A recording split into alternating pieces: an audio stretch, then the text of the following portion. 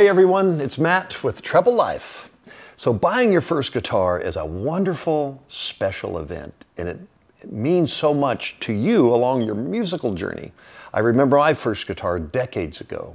It wasn't even the style of guitar that I wanted. It was a classical guitar and I wanted to play rock and roll, but I learned so much by studying classical music on the guitar.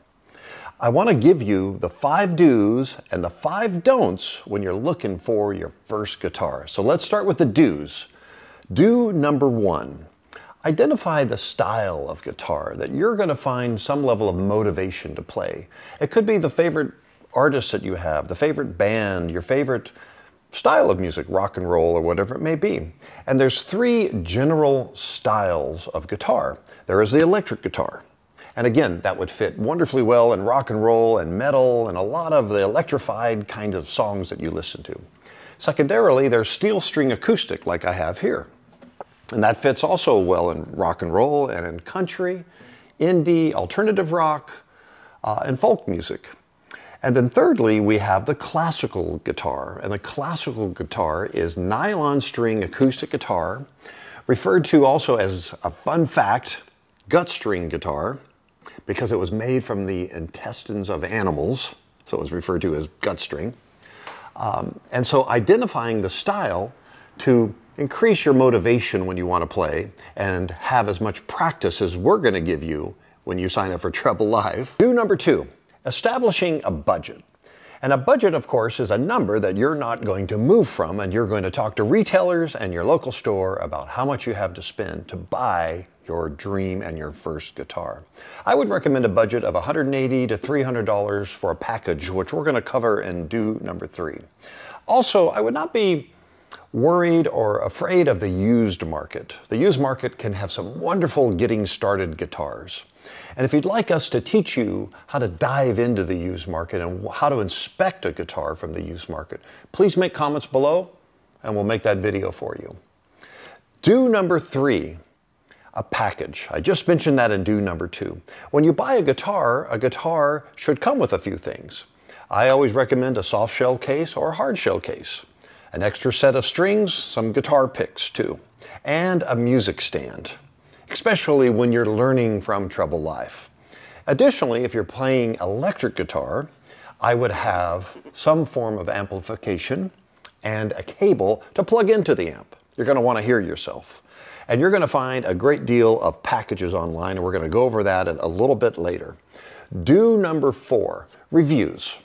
There is a wonderful online world of people who have made the investment in the kind of guitar that you may want to make an investment in. And you're going to find great reviews online, or good reviews online. I look for reviews that aren't necessarily just about delivery. They may have been a week late or whatever it may be. That's important.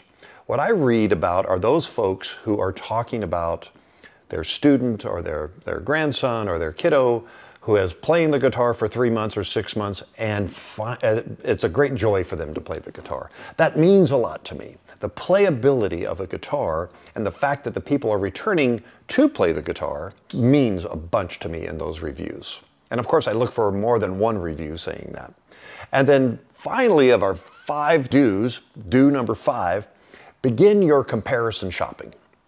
And you have a lot of resources available to you. I would compare the local store. I would compare online retailers as well with the package you want. I would let them know that you're doing that comparison. I would let them know that you are have a budget established and that you're looking to make that investment within whatever time frame you'd like to make that investment in. So that is our 5 do's. Identify the kind of guitar you'd like to play that will motivate you, your budget, the kind of package you would like, the reviews that steer you into the kind of package and substantiate your decision, and then begin your process of who you're going to make the purchase from. So now let's look at the 5 don'ts. Don't number 1, which is very important, don't rush. It's going to be so exciting to buy your guitar, and you're going to want to order it if you're doing it online or pick it up at the store. It is very, very exciting. But if you don't rush, if you establish this list that we've just talked about in the do's, you're going to be better prepared to make your purchase. So just, if you can, and I know it's hard for me too, just slow down a little bit. Don't number 2. Don't let somebody online or in a store push you. I don't enjoy it. I don't enjoy it in any part of life, but I would not let that happen. I don't want to hear about, hey, I've got a deal for you the next hour and then it's gone. That's just not something I want to do. So I don't enjoy somebody pushing, and I wouldn't recommend that you have someone pushing you to make a decision. Secondarily, as part of that, if someone's not willing, if you have a budget of $50 and they're not willing to talk to you, then find somebody else. Your money is very, very valuable, and whatever you're spending should be treated with a great deal of respect, and they should answer all of the questions you want answered. Thirdly, of the don'ts, don't just take the verbal side of someone saying, I'll make promises to you. Look at policy online. I don't spend a ton of time on policy, but it is so prevalent now online where you're going to see their return policy. How do they support warranty? Do they extend it beyond the manufacturer's warranty? And how will they take care of issues with the guitar? And how do they treat you after the sale? That is very important. Do they have support online? Do they have a chat online? So forth. And I look at the local store. The local store may not have the best price, but they may have the best support. So consider that in your purchase. Fourthly, construction.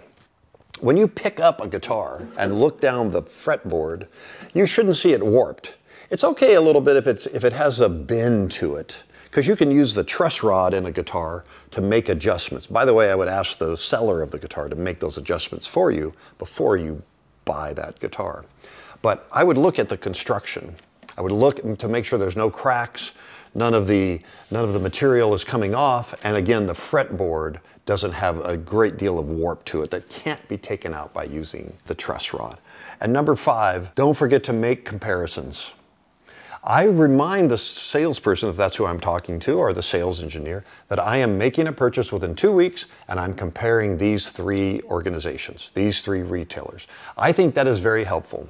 I've established the budget, as we talked about in number 2 of the do's, and I'm letting them know when I'm making the purchase.